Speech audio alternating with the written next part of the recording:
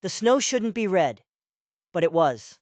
A single, brutal splash of crimson against the pure, fresh white. Rosamond Vance saw it from 100 yards away, a wrongness in the landscape that pulled at her like a fishhook in the gut. She knew what the first snow meant. It was a lie, a soft, quiet promise that would soon turn into a raging, suffocating beast. It would bury the trails, starve the game, and freeze a man solid in his tracks.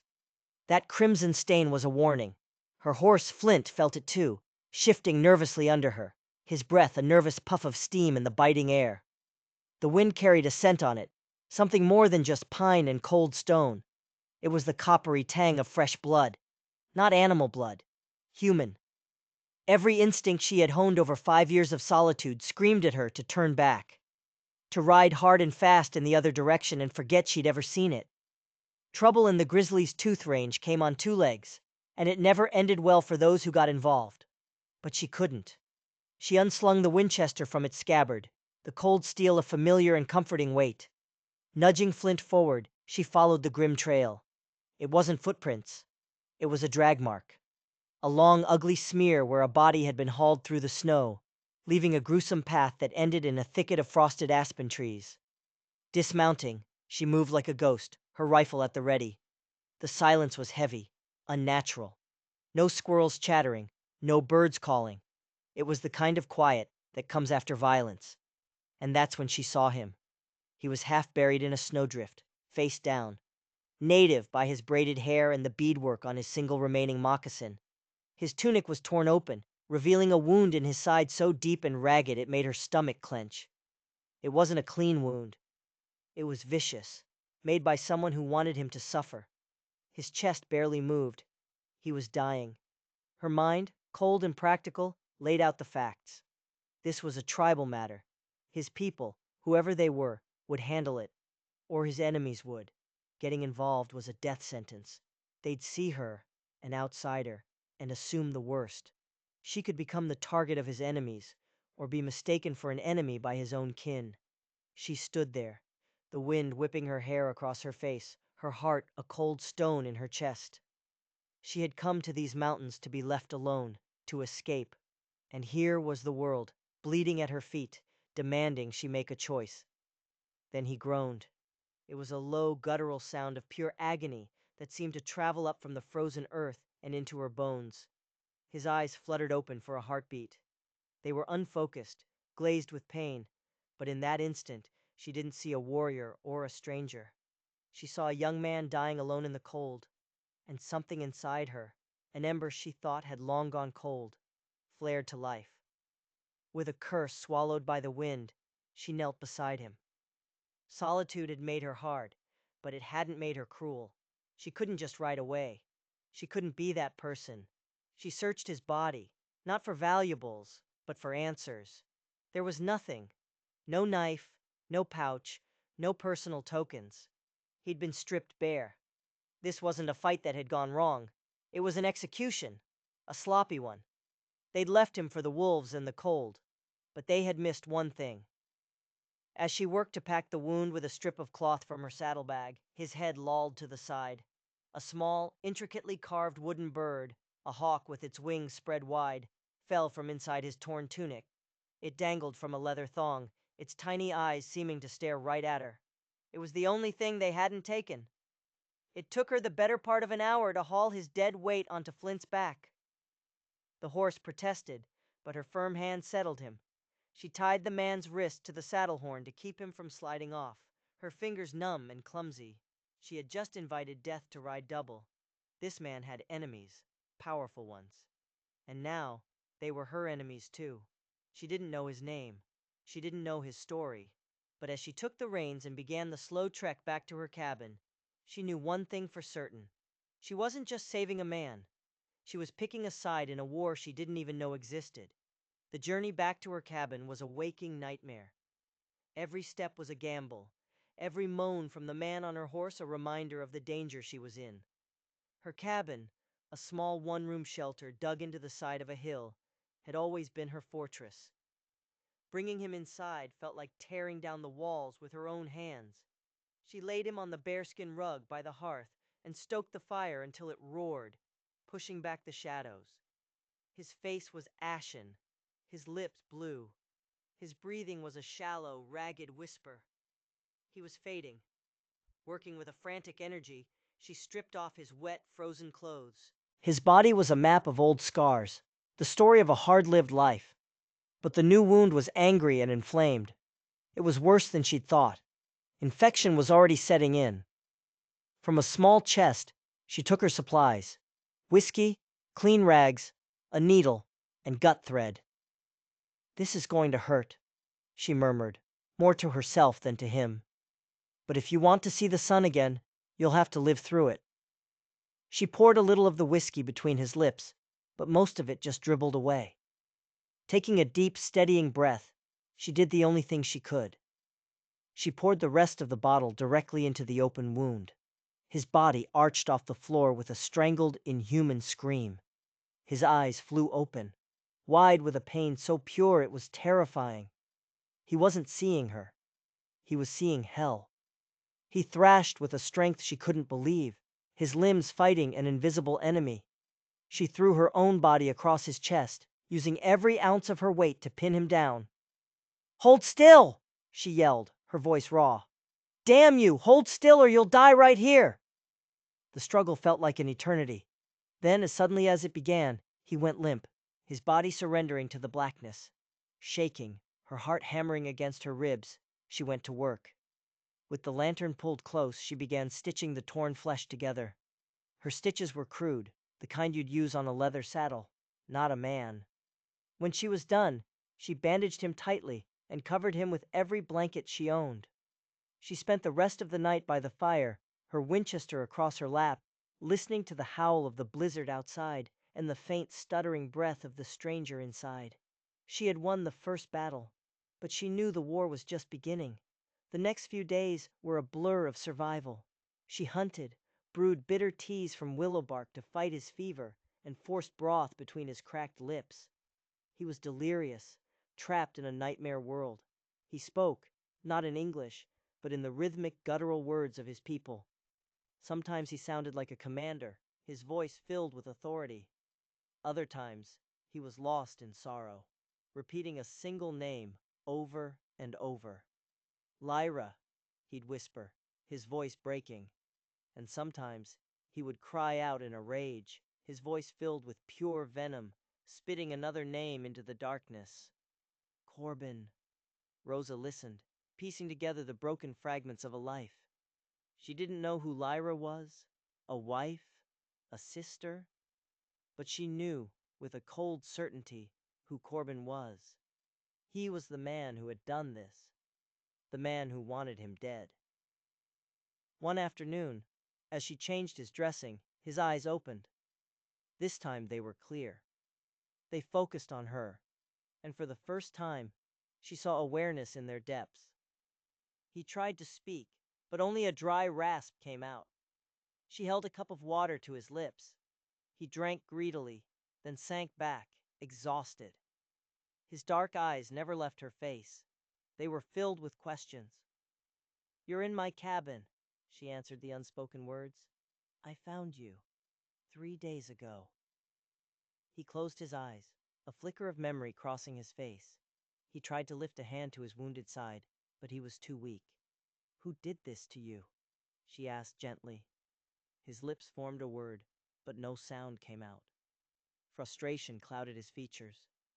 He coughed, a racking sound that sent a fresh wave of pain through him. He pointed a trembling finger at his own throat and shook his head. The scream.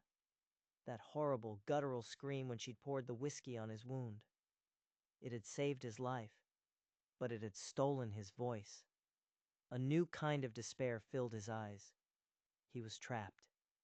A prisoner not just in her cabin, but inside his own silent body. He couldn't tell her his name. He couldn't tell her who was after him.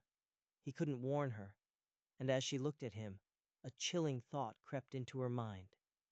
Out there, in the vast, snow-covered wilderness, Corbin and his men were hunting. They wouldn't just assume the job was done. They would come looking for the body. They would come looking to finish what they started. And she was standing right in their way, A week passed. A week of dwindling firewood and the slow, agonizing return of the stranger's strength. He still couldn't speak above a raw whisper. Communication became a frustrating game of gestures and drawings in the dirt on the floor. She learned his name was Kalen. He traced it with a shaking finger in a patch of spilled flour. He was a restless patient. He pushed himself relentlessly, first to stand, then to walk. He watched her every move, his eyes sharp and intelligent. He was analyzing her, this strange woman who had saved him. One day, he pointed to her Winchester. Then he pointed to himself and made a brutal stabbing motion at his own side. He followed it by holding up 4 fingers. Then he made a motion of them surrounding one, 4 against 1, an ambush. The confirmation sent a cold dread through Rosa. This wasn't just a fight. It was a planned execution. The name he'd spoken in his fever dream came back to her. Corbin, she whispered. Kalen's reaction was instant. His head snapped up, his eyes flashing with a fire so intense it startled her. He gave a single, sharp nod. Then he drew a finger across his own throat. An enemy, a deadly one. The fragile piece of the cabin was shattered. The wilderness outside no longer felt like a shield. It felt like a trap. They had to move. Kalen knew it too. His recovery became his only mission. He was outside, forcing himself to walk in the frigid air. When it happened, Flint, grazing nearby, suddenly went rigid. His head shot up, his ears swiveling east. A second later, Kalen grabbed her arm, his grip like iron. He didn't need words. His entire body screamed danger. Rosa strained her ears, and then she heard it. The rhythmic crunch of snow. Not a deer, not an elk. It was the sound of horses. Multiple horses, moving at a steady, deliberate pace. And they were coming right for them. Inside, now, she hissed. They scrambled into the cabin. Rosa shoved Flint into the small lean-to, praying he'd stay quiet. She barred the heavy door and blew out the lantern, plunging the room into near darkness. She grabbed her Winchester, her knuckles white. Kalen had found her largest skinning knife. He stood flattened against the wall next to the door, his face a mask of grim determination. He was ready to die fighting. The sound of the horses grew louder, closer. They passed less than 100 yards from the cabin. Through a tiny crack in the window shutter, Rosa saw them.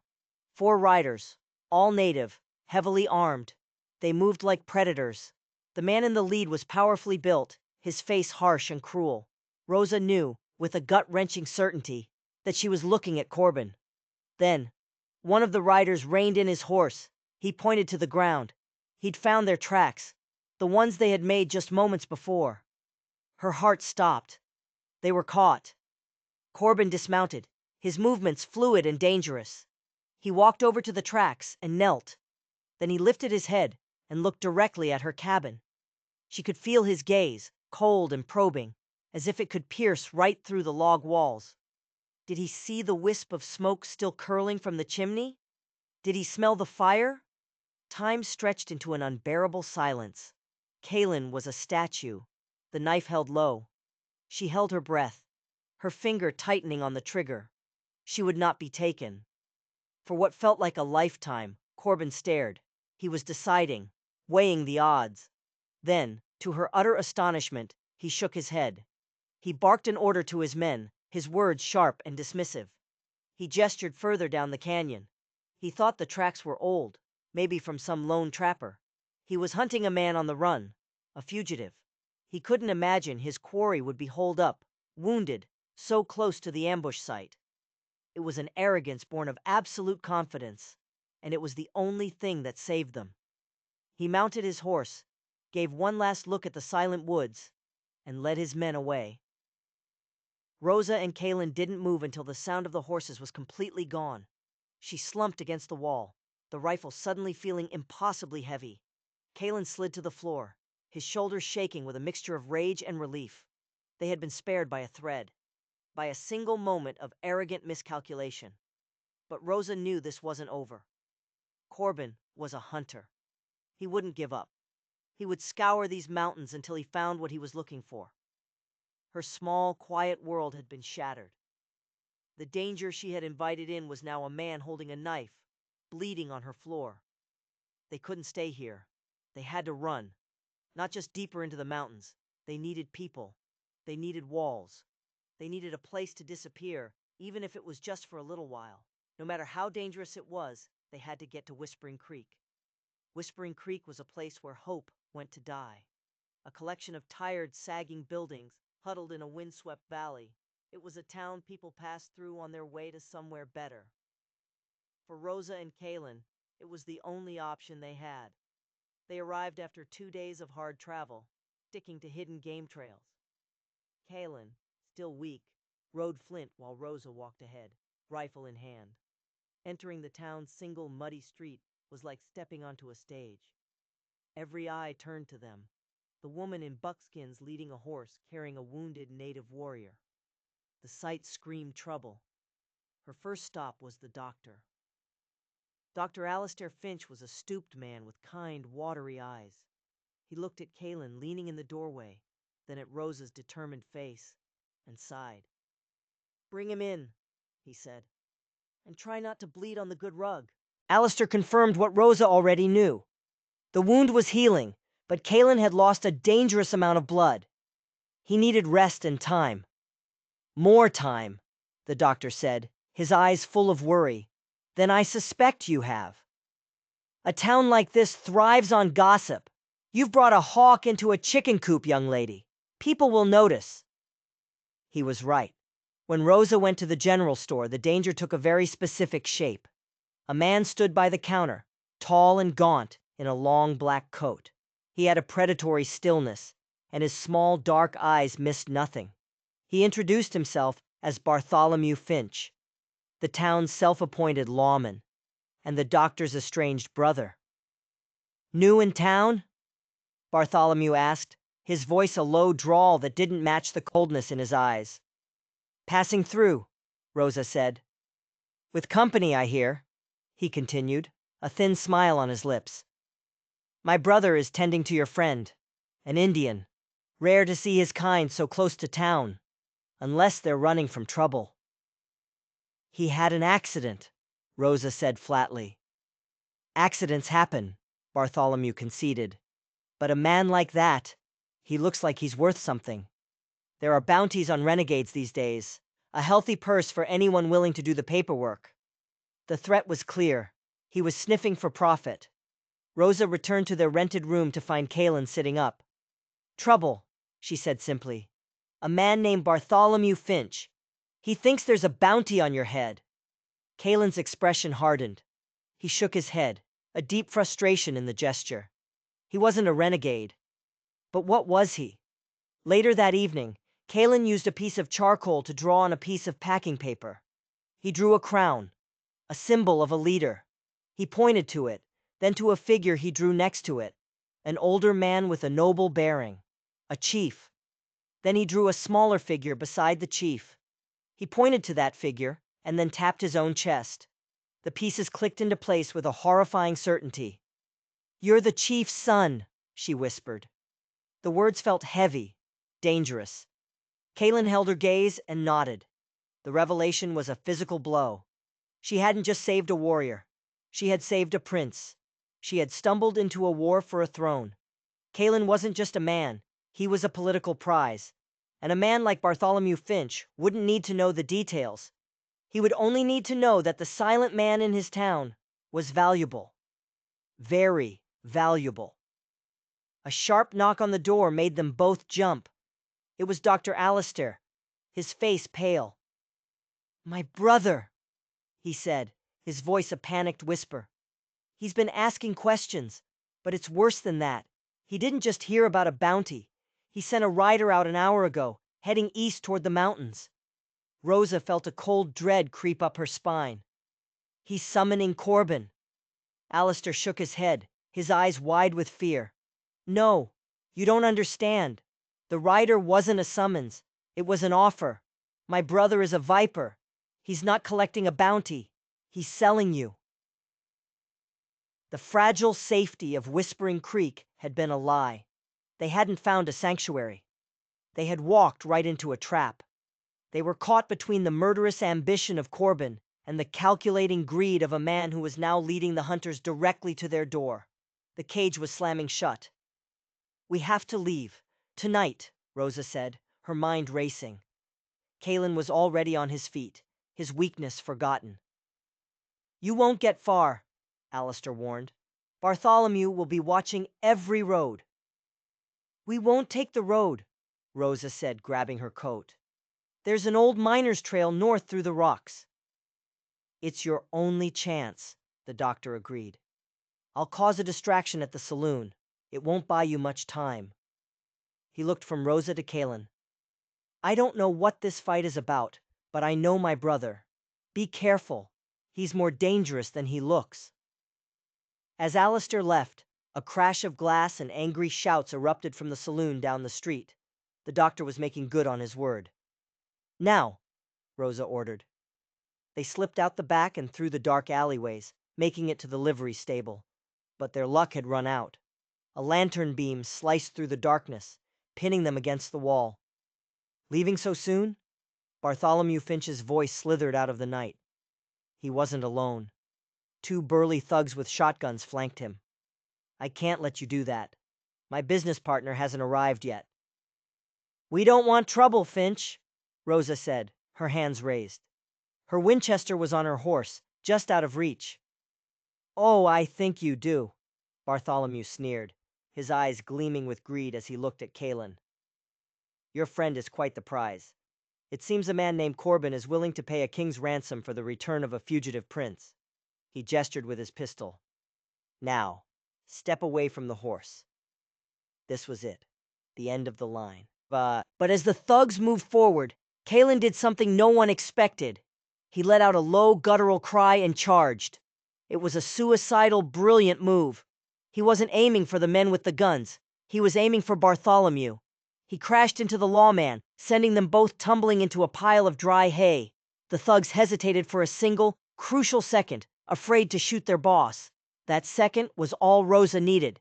She dove for her rifle, yanking it from the scabbard. She rolled and came up on one knee, the Winchester finding her shoulder. She didn't aim at the men. She aimed at the lantern one of them was holding. The shot was deafening. The lantern exploded in a shower of glass and burning oil. The stable plunged into absolute darkness, filled with shouts of confusion. The burning oil ignited the dry hay instantly. Flint, go! Rosa screamed, slapping the horse's flank. The terrified animal bolted out into the street. Flames licked up the wooden stalls. Smoke filled the air. Rosa! Callan's voice, raw and strained, cut through the chaos. He had found his voice in the fire. Here! She yelled.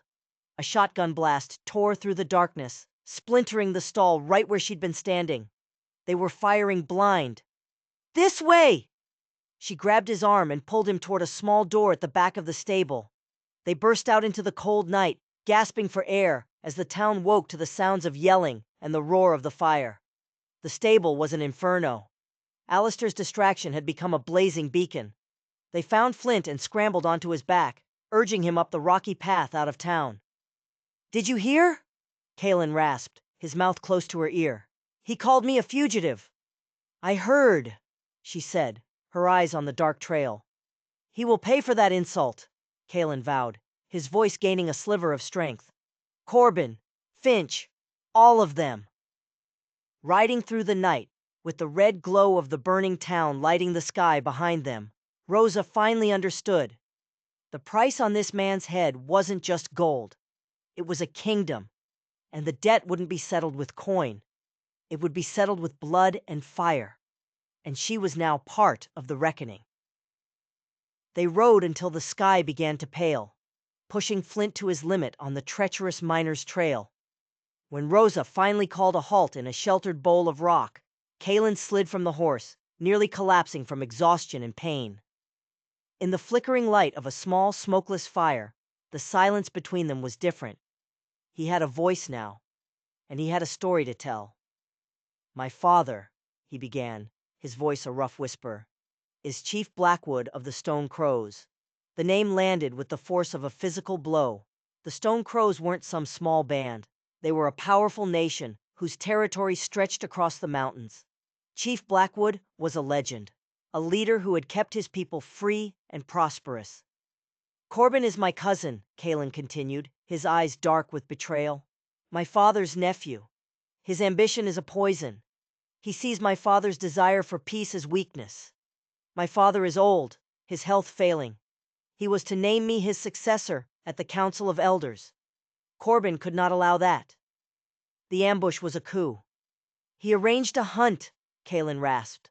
Led me into a canyon with 4 men loyal to him. They cornered me. I fought, but... Corbin watched. He watched as his man drove the spear into my side. He left me to die, planning to tell the tribe it was a tragic accident. He came back to make sure you were dead, Rosa realized aloud. When he found you gone, he knew. He cannot allow me to return, Kalen said, his voice gaining a hard edge. If I stand before my people and speak the truth, his life is forfeit. So he will tell them a different story. He will tell them I was murdered by settlers. He will use their grief to seize power and lead them on a path of war. The full weight of it all crashed down on Rosa. This wasn't just about Kalen's life. It was about the fate of the entire territory. If Corbin succeeded, the fragile peace would shatter. A wave of violence would sweep through the mountains, consuming everyone in its path. She looked at the man before her. He was the only thing standing in the way of that firestorm. "What is that?" she asked, pointing to the wooden hawk he now wore openly around his neck. "It is the mark of the Heir," he explained, "carved by my father from the heart of a lightning-struck pine. It is my name, my blood, my birthright. It is how my people will know the truth." A cold dread, deeper than any fear she had felt before, settled over her. She was a trapper who wanted to be left alone. Now, she was the guardian of a prince, the protector of a nation's future. "My voice is weak," Kalen said, "but my strength returns. I must get to our winter encampment. It lies 3 days' ride north. I must stand before the council." "Chew, Corbin will be expecting that," Rosa countered. "He and Finch will be hunting us. They'll have every known trail watched." A faint smile touched Kalen's lips for the first time. "Then we will take a path they do not know." He looked at her, his gaze direct and filled with a new trust. "You know these mountains. You saved my life. You brought me through the storm. Guide me home, Rosa." It wasn't a question. It was a statement of absolute faith. He was placing his life and the future of his people in her hands. Her simple life of solitude was over, burned to ashes in a livery stable. She had a new purpose, one she never asked for, but one she could not abandon. "All right," she said, her voice firm. "We rest for 1 hour, then we ride, and we don't take any trails. We make our own." For 2 punishing days, they moved like ghosts along a high ridge, trading speed for stealth. The brutal journey forged a bond between them stronger than words. On the morning of the 3rd day, they stood on a precipice overlooking a wide, sheltered valley. Below them, smoke rose from dozens of campfires. It was Kalen's home. But their relief died in an instant. Blocking the only path into the valley was a small army. Corbin's warriors stood alongside a grim posse of armed settlers, led by Bartholomew Finch. They had joined forces. It was a trap. "A direct approach is suicide," Kalen said, his hand on his knife. But Rosa's trapper's mind saw something else. Far above the blockade, a crumbling goat trail clung to the cliff face, and above that trail, a massive overhang of loose rock and snow teetered, held in place by little more than ice and gravity. "The main pass is a choke point," she said, a new dangerous idea forming in her mind. What if the hunted becomes the hunter? Kalen saw her meaning immediately. An avalanche. A desperate, deadly gamble. It was their only chance. They made the precarious climb, positioning themselves directly above their unsuspecting enemies. Using her rifle stock and a heavy rock, they began chipping away at the icy foundations of the rock shelf. The mountain groaned, a deep, resonant sound that vibrated through their bones. The shelf began to fracture. "Now!" Rosa yelled. They threw their combined weight against a massive, teetering boulder. For a heart-stopping moment, nothing happened. Then, with a deafening crack, the world dissolved into a white, roaring fury. A tidal wave of snow, ice, and rock cascaded down the mountainside, pouring directly into the pass. The scene below exploded into chaos. Men and horses scattered in blind panic. The avalanche crashed down, burying half the pass in tons of debris, splitting the combined force in two. Corbin and Finch, with only a handful of men, were cut off, trapped on the near side.